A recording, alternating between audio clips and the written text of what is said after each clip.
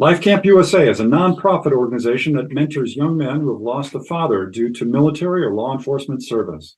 Life Camp USA provides an all expenses paid, week-long, world-class camp experience that inspires, equips, and navigates these fatherless young men through some of life's toughest moments.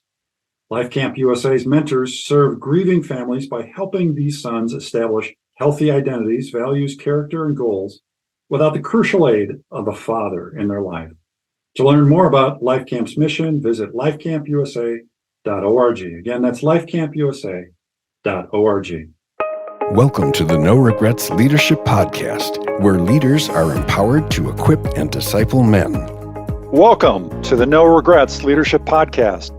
Hey, every week we encourage and equip leaders to become more effectively discipling their men in their circle of influence. And our goal is to explore the very best ideas and practices in the area of discipleship and ministry to men. My name is Troy Thomas, and I'm your co-host today, along with the founder and executive director of No Regrets Men's Ministries, Steve Sonderman. Hey, Steve. Hey, Troy. Great to be with you again. And just glad that we can have this time to talk about an important topic that's really just relevant to everyone. Yeah, today we are going to talk about ministering to men in addiction crisis. If our listeners have been leading a ministry to men for a season or two, they've probably seen it. Someone has an addiction and there is a crisis. This happens all the time.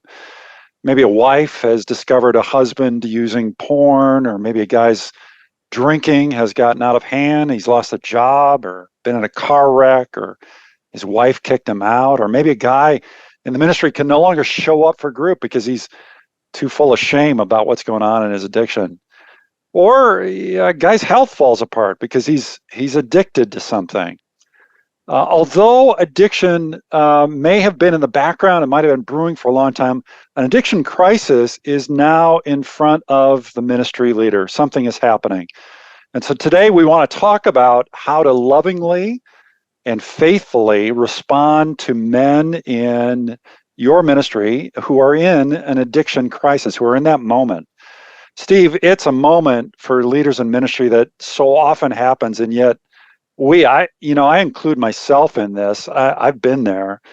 We so often fumble that moment. We don't respond to it, or worse, we just plain ignore it. We know it's out there, but we ignore it. Yeah. And so this morning, as we get into this, I think the first question that comes to mind, I'm kind of a numbers guy, but I want to know, how many men are we talking about that are affected by an addiction of one kind or another in our ministries? And Steve, it's not good. I did some research in advance of this, and I looked at it. And if we take a look across the board at gambling, pornography, drugs, and alcohol, it's pretty safe to say that nearly 100% of the men in our ministries are affected in some way or another by an addiction, either themselves, someone close to them in their family, at their workplace, in their neighborhood. It's just shocking. Yeah. It truly is epidemic. And like you said from the start, if you have been ministering to men for any length of time, you have run into this. And if you haven't, I can guarantee you will. Because there are so many sort of vices out there that are just getting a hold of guys, and instead of learning what it is to be healthy, they're settling for some of these things to try to make them feel better, whether that's gambling, whether that's an addiction to work or to pornography or to alcohol. They're looking for something to numb them, something to make them feel a little bit better, an anesthetic maybe to take away the pain and the hurt or the fear that they have in life. And so I'm just so glad that we're addressing this and talking about it, because I think there are some practical things we'll be able to talk about today in this area, and as well as how do I refer and how do I know when to refer on to someone else. So I'm just glad we're hitting it, and so I'm going to let you just sort of get us started on this, and away we go. Sure. Yeah, I think it's important for us to really narrow down what we want to talk about. We could spend an awful lot of time talking about addressing those addictions themselves. Yeah. And what I thought is, rather than review the statistics, let's just assume that at some point in every vibrant, ongoing ministry to men, there's going to be an addiction crisis. It's going to come up. And our ministry leaders, our listeners, are going to face that. So the first question is, how do we think rightly about these situations and the responsibility of the ministry leader, whether it's discipleship or direction or care?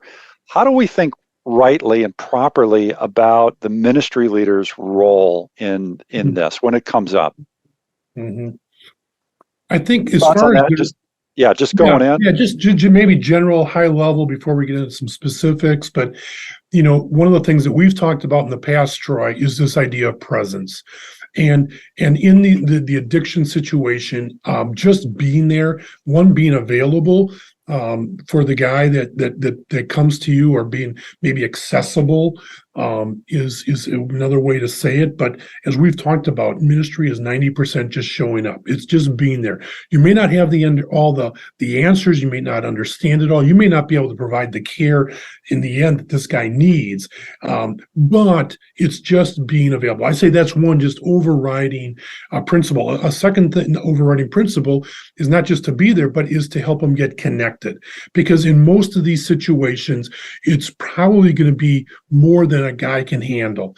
And so it's knowing what are the resources out there in the community, at the church, in the community, with organizations or counselors or things like that, that a leader can get this guy connected to. And then we also need to think about help for the family or help for the spouse, because there's a good chance that they've been being affected in a negative way. Maybe the spouse caught the guy, like you said, involved in a pornography situation, or coming home drunk or whatever, and the family is really being adversely affected. And so we have to think through, okay, what's out there at the church and the community for the spouse and the family members to get the help that they need as well. And then just to be thinking about the men in the church, the men in his small group maybe that confronted him. And now they're wondering, okay, what do we do with this guy? How do we help him? What do we do? And what shouldn't we do? And so there's sort of that level that we need to have sort of in the back of our mind as well.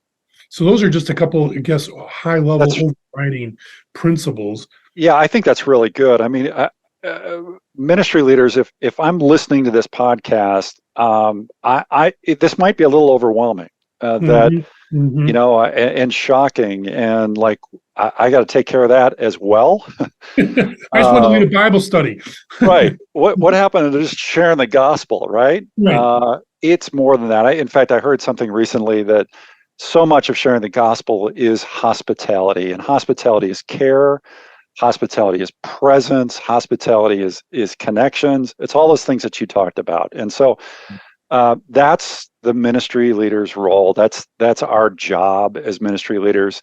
And again, if the statistics bear it out, we're going to face this. If we're in a vibrant, ongoing ministry to men, we are going to face this. And I can think of it from my own experience, where I've had to face guys battling pornography, guys who are battling drug and alcohol addiction, guys who are battling gambling and have a problem with gambling. And the important thing, again, is to address it, to recognize that it's there. And very specifically, I want to give you 3 scenarios that I can think of as a ministry leader. 3 scenarios that the leader engages and encounters this addiction crisis. First one is where the individual, the guy comes to you himself and says, I need help. I got a problem. And there's some specific steps I think we should take where a guy comes to you and confesses and admits they have a problem and it's getting in the way. I think. Go ahead. Go ahead. So you want to walk through those, or do you want to? Yeah. Let me just say the first thing is don't ignore it, right? Yeah. In any of these scenarios, I think the first step is don't ignore it. Recognize that you have a role to play. You are the leader, and you need to respond to the situation. And specifically for this time of someone coming to you directly and saying, "I need help," I think they need to get connected. They need to get connected to people that can help them through this, and you are the bridge. Mm-hmm. What kinds of connections, Steve, would you maybe look for? Yeah, I think there's a couple different things, Troy, and I'm just going to say this again, maybe more as background, but it's specific to this point, is that the studies have shown us that for the best chance of success in someone working through their addiction is the combination of community and therapy. And oftentimes we sort of go to one or the other. Well, if I just get connected with some guys, then I'll be able to deal with it. Or all I need to do is go to a Christian counselor and everything will be great. And what, in talking to numerous counselors about this, they said the best thing you can do, Steve, is to make sure a guy does have a group of men that are walking with him, praying for him, in the scriptures together, and just being the body of Christ to him, but also in therapy.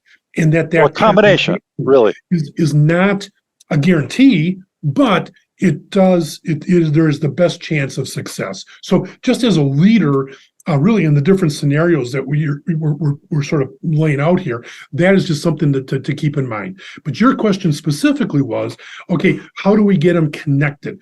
Well, I think there's a couple different ways to do that. There may be, you may have something at your church. For example, a lot of churches now today have what a ministry called Celebrate Recovery. Great organization, great ministry, and oftentimes they will have it's a weekly group at the church, and they'll have groups for those struggling in different areas, and they also have groups for spouses as well. So something like Celebrate Recovery can be a great place. If you're a lay leader and you're not sure what to do, I think you want to when something like this comes up, is contact whoever is over the ministry. If there's an associate pastor or the senior pastor, is to say, listen, I've got this issue. What would you recommend? And they might have someone in the church, they might have someone outside the church that would be able to walk with this man to give them the help that they need. There may be some organizations in the community, like a AA group. All right, and get them connected with something like that, or an SA group, or there may be some Christian counselors that are in your area, and you may not know who those are, and so that's why you would want to touch base with a ministry leader or a pastor to find out, okay, as a church, are there some places that we normally connect people to for counseling and for help? But that will be one of the things as a small group leader or as a ministry leader, is to find those things out. And then if you're a ministry leader, is to let your small group leaders know, okay, when something like this happens, here's how we would like you to respond. Here's some things to keep in mind or where to go. To make sure that your small group leaders aren't out there by themselves on an island trying to figure these things out when they do come up. Yeah, that's really good. So somebody comes to you, they say, I need help. Don't ignore it. First of all, don't ignore it. Secondly, get them connected. Look for those resources. Be the bridge to get that fellow connected somewhere. Don't let go of them completely. Continue to be close in their life, close by them, walk with them through it, but get them connected to outside resources. And then third, really, is to follow through with them. The key to a golf swing or hitting a fastball or throwing a football, right, is what? Follow through. It's follow through. And so as a leader, so much of what you do is the follow through after you get them connected, right? And to walk with them as they go. Hey, a second scenario that I can think of, and this is kind of getting kind of in levels of complexity.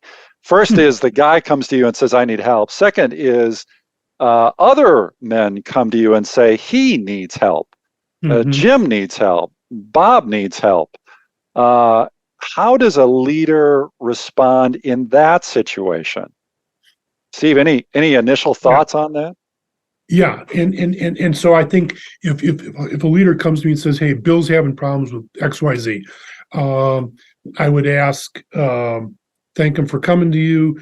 How is this coming up? Did he approach you? Did you guys see some behaviors that weren't right, or did his spouse call you? But give me sort of the background on the situation of what's going on. What have you guys done? Have you done an intervention? Have you confronted him? Have you talked about this in the group? But so what has happened? The hard thing is you don't want to get surprised, and you don't want to then also just have a group sort of sick you and say, hey, we want you to go after Bill, and we want you to, we think Bill needs your help or whatever. And that can put you in a really hard and vulnerable position to do that. So you want to make sure you know the facts, not just hearsay, not just thinking, but what are the facts? Because when it comes down to it, if you're going to talk to a person, you want to have facts, more than just, well, here's what I've heard type of situation. And so I think I have found that to be really most important, is to get the facts and find out what has been done, what's the behavior been, how has it shown itself, and then you'll be able to sort of put together your next steps. Yeah. The important thing here is to get to the truth, right? Right. What's the truth of the situation? Yeah. And you as a leader need to discern what's fact, what's fiction. Yeah. Sometimes what appears to be a problem isn't necessarily an addiction or something else. Yeah. And it can appear very differently than it really is. And so we need to kind of find the truth in the situation, pursue the truth, and ultimately we need to go back to the guy. Right. Mm-hmm. And say, is this true? I think that's really so important in that situation. Yeah. Right. Hey, church leaders, do you desire to teach your men how to impact their world for Christ in their own place and space? Then consider bringing Disciple Maker 101 Live directly to your church. Disciple Maker 101 Live covers the same material as our flagship 10-week online course, but in a condensed version. Steve Sonderman, founder of No Regrets, will come to your church and walk your men through this transformative course while inspiring and equipping them to make disciples who make disciples. For more information, visit our website, noregretsmen.org, and book Disciple Maker 101 Live today. And again, if they have already confronted him, if they've talked to him, you want to know that. And so I would even maybe take one of the leader with me and say, okay, let's do this together. Let's go talk to Bill and set that meeting up in private, and just you and them, or you and the leader and them. And then it's just saying, hey, listen, Bill, here's what we've heard. Here's the behavior that has been seen. And I would really, again, try to stick to the facts as much, to the truth as much as you can. You always in these situations want to go back to what is right and true. Yeah. What's right and what's true. And just laying that out for the person, and saying, okay, Bill, based on this, what's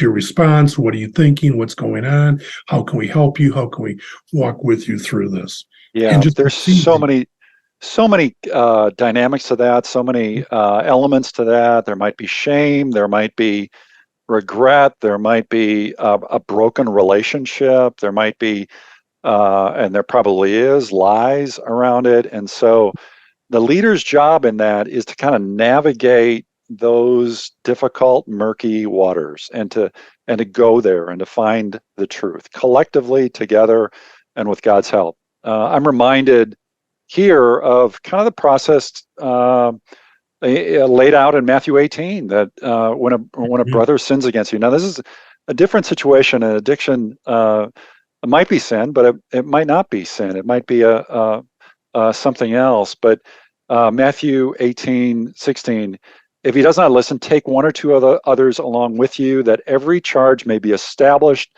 by the evidence of 2 or 3 witnesses. The idea is getting to the truth, and it's a similar principle here. The leader needs to find the truth, and then again, same thing, follow through with them, guide them through the process. Once you get to the truth, take the appropriate next steps, whether it's getting them connected or rebuking if it wasn't true, if there was an accusation that wasn't true, following through on that as well. Right. So that's the second scenario. Yeah, I think in all that, you want to convey to the guy that you love him and you want the best for him and that you'll be there for him. Yeah. And, oftentimes we'll just, maybe confront. And so you need to go get help. And then we just leave it. But like you said, Troy, it's that follow through that is so important to say, okay, we're going to walk with you through this. We're not going to abandon you. I think so often guys feel just alone in it. And they allow the shame to drive them towards isolation. And you're going to have to be aware of that. Okay, that's the second scenario. So first scenario is I need help. Second was he needs help. Third is maybe even the toughest out of all of these for a leader to respond to, which is, where'd he go? Yeah. How many times do we have events? Do we have groups? Do we have ministries where suddenly a guy just completely falls off the radar, and we don't realize it, but it's actually because of an underlying addiction, and he's hit some kind of crisis where suddenly he can't come to the meeting or the group or the event or follow through on his leadership responsibilities or whatever it might be. Steve, what should the leader do in those situations where you're saying, or others are saying, everybody's saying, where'd that guy go? Where's Bob? Waldo. Where is Waldo? Right. Yeah. And, unfortunately, this is probably one of the most common situations of the 3 where, the guy gets involved in something, whatever it is, and the shame and the guilt is so deep that they isolate. And when they need the body the most is oftentimes when they run from it. And I think the principle that we talk about all the time is that the further you get from fellowship, the closer you get to sin. And so anyways, and so then, it's looking at the example of Jesus where, the Father sent the Son. And he sent him on a rescue mission, and he came after us, and he came for us. And it's us going to them and making the phone call, texting, and saying, "Hey, Jim, haven't seen you around for a while. I'd love to get together and just catch up and just catch up and see how things are going." And he may not respond. He may, and hopefully he does. I think by your saying, "Hey, I'd love to just get together and catch up." But it's you taking the initiative because he's hiding. Yeah. And so it may take a little bit, take a little bit of persistence to know that, for him to know that you love him and you want to talk to him and you want to help him and you want to be there for him. So it's taking that initiative to call, to text, to email, to try to connect with them. If you see them at church, they're coming, just going over and connecting and talking to them. But oftentimes they're just going to pull away. They're going to withdraw. Yeah. It's such a difficult situation, and Steve, you kind of laid it out there. But the kind of the guideline that I try to use in this is, I never want to be. I always want to be the last one to reach out. Like if this guy is ghosting me, if he's not responding to me, I want to make the last effort for him, right? That if he's ever thinking that I've given up on him, I want to erase that. So I will be the last one to send the text. I will be the last one to send the email, to make the phone call, to visit. I will go to that end for a guy in my group. and I don't want him ever thinking that I've given up on it. Yeah. Right. Yeah, exactly. No, I think that's a great point, Troy. Really good. Okay, so those are the three kind of scenarios we can kind of foresee. How about some common objections that leaders might have in our remaining time here, Steve? First, that I can think of is, and I share this, like, I'm not trained in this stuff, Steve. Right. How am I supposed to help? Like, I barely got through psychology in college, right? Yeah. Psychology 101. Yeah, right. That was so hard. But I think that that is so common, and I think don't think you have to do more than you can do. I don't think you have to become a counselor. Don't think you have to figure this whole psychoanalyze the whole situation. Just show up. Just be there and say, listen, I am just going to love this guy. I'm going to help. I want to help him get connected. I want to be a part of on the solution side of things. I'm not going to ignore him. I'm not going to act like it's not there, but also I'm not going to be able to fix him. That is beyond what I'm able to do and called to do. So don't just and get help yourself. Make sure that there's someone in your ministry. There's someone that you could go to say, "Hey, would you help me navigate this process, this situation?" Because I just feel like I'm over my head right now in this. So make sure that you have someone that's helping you through it as well, and don't try to do more than you're called to do. That's great counsel. Great counsel. Yeah, Steve. I'm not Sigmund Freud, and I never will be. Right. So I need help. Yeah. Hey, go ahead. Two more kind of objections or responses, questions. Mm-hmm. One is, how about like the family and the spouse in this situation? What counsel would you give to leaders about responding to the family of the man, responding to the spouse? And that's so important, Troy, because oftentimes the family, especially the spouse, is the forgotten process or person in this.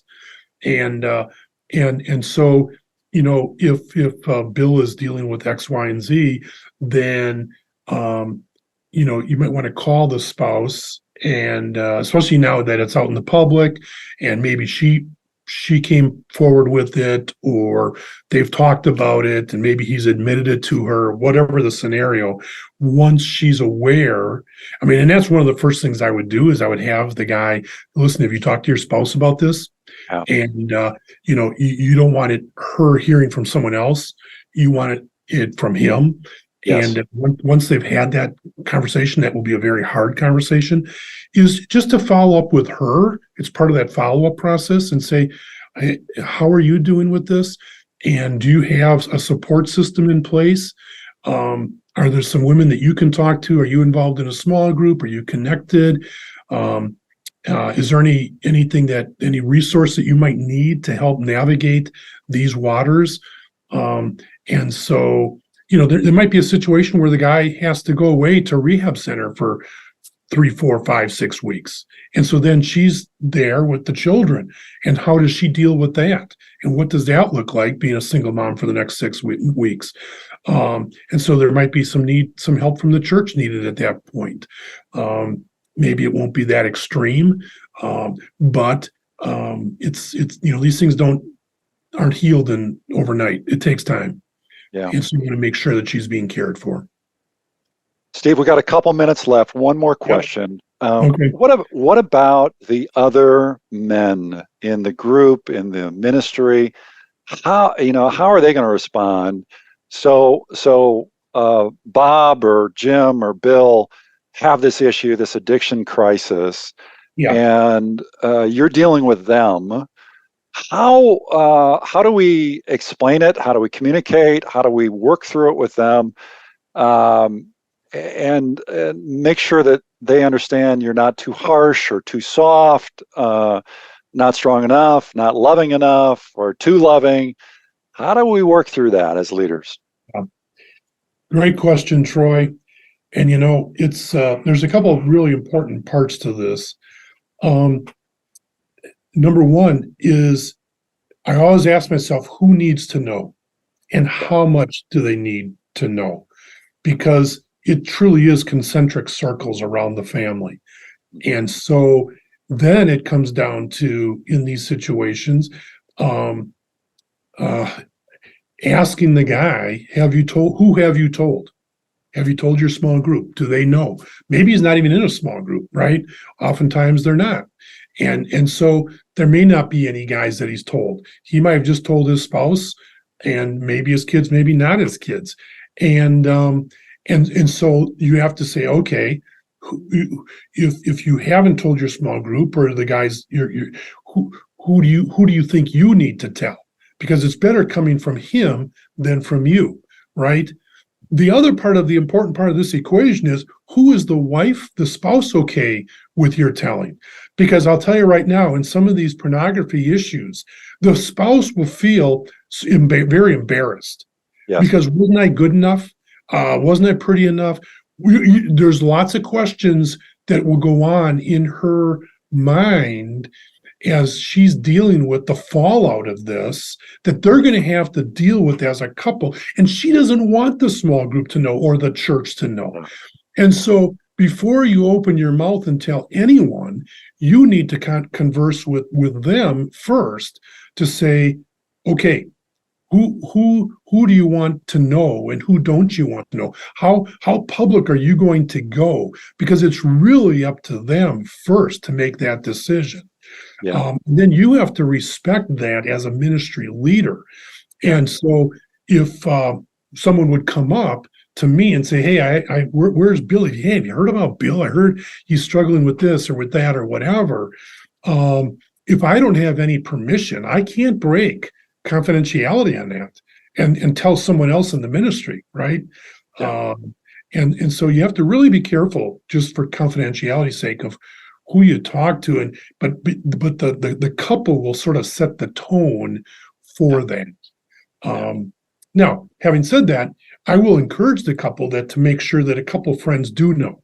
That if they say, well, we just want to keep this between us, I'll say, you know what, this is a big burden to carry yourselves. You might really want to think about another couple, or a couple couples that can walk with you through this, and encourage them to open up that circle a little bit. So, I don't know. Those are some of my thoughts, Troy. How about you? What you've dealt with this in the past. What's been helpful for you in this? Yeah, to me, every case is different, right? Each situation is different. Each situation might have different levels of stigma, different dynamics to it. I think what you said earlier about don't try to do this alone as a leader. Get good counsel, have people praying for you, get direction from people who have been there before. Don't feel like you need to take this whole burden on yourself. It is difficult ministering to men through an addiction crisis. It is challenging, and it is going to happen. If you're, as we said, in a vibrant, ongoing ministry, you're going to face this. And so get help as a leader, get them connected to those resources, be very careful in the communications, watch out for the stigma, and God be with you, because it's difficult as a leader. Yeah. Steve, I hate to do this, but once again, our time is up. Leaders, we hope this episode has been helpful to you as you go and make disciples of the men in your sphere of influence. Hey, thanks so much for dialing in. Don't forget something very important. If you find this podcast helpful, follow our show, share our show, leave a comment on the episode website, or better yet, leave a review. Let us know how we're doing, and make suggestions about future podcasts. Hey, for Steve Sonderman, I'm Troy Thomas. Until next time, thanks so much for listening. Thank you for joining the No Regrets Leadership Podcast. For more information and to access past recordings, please visit www.noregretsmen.org/podcast.